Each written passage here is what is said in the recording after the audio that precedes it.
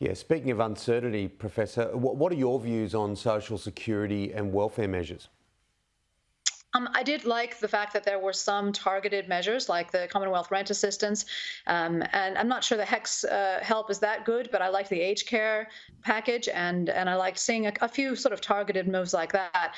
But in general, it's the stage three tax cuts that will help people the most. And of course, there's this other side of things we haven't discussed, which is the energy side.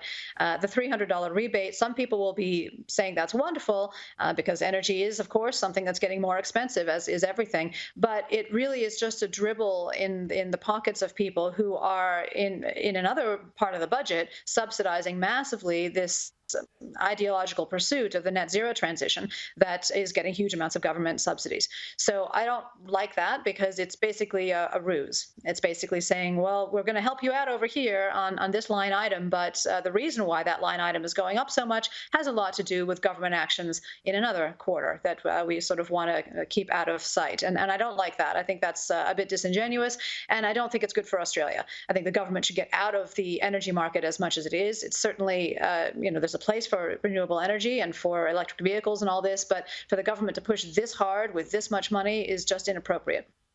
Changing tack a little, better info from the US on inflation?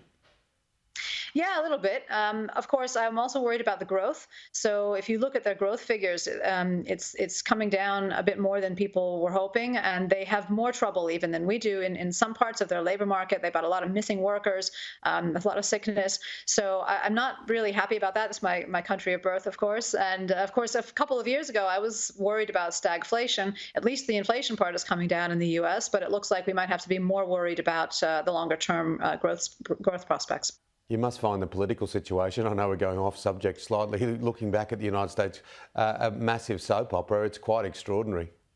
Oh, it's always been like that, but I have to say it's gotten worse and worse, and it's difficult to really pick the true economic policies and figure out who is standing for the most sensible economic management because there's just so much advertising going on in politics, and that's true here as well, right? Yeah. Career politicians who don't represent anything but themselves.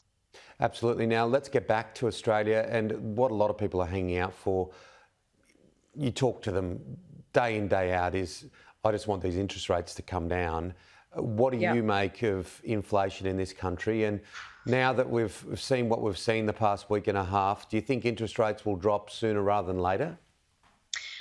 Unfortunately, I don't. I do think that with this budget particularly, but even before the budget came down, I was not predicting rates to fall very soon. And some people were thinking, they might even go up. I thought there was a chance of that.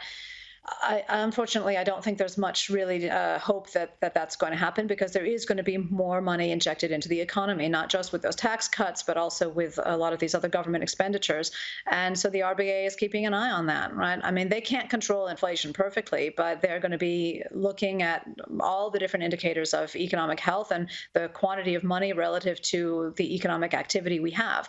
And so there is stuff that the government could do on that latter side instead of just thinking about money. Again, how about thinking about more broadly what can you do to get economic activity going? That means often getting out of the way, cutting the red tape, making it easier for businesses to do what they need to do, that something that makes economic sense rather than just what is ideologically appropriate from the government's perspective. So, I think that the RBA, Michelle Bullock is very sensible. In my view, she's quite willing to do what is necessary, and I don't expect that the rates are going to come down, certainly in the near future, and maybe not for the rest of the year. Okay, we'll watch with interest. Gigi, great to have you on the program. Love to do it again real soon. Thank you. Thanks very much.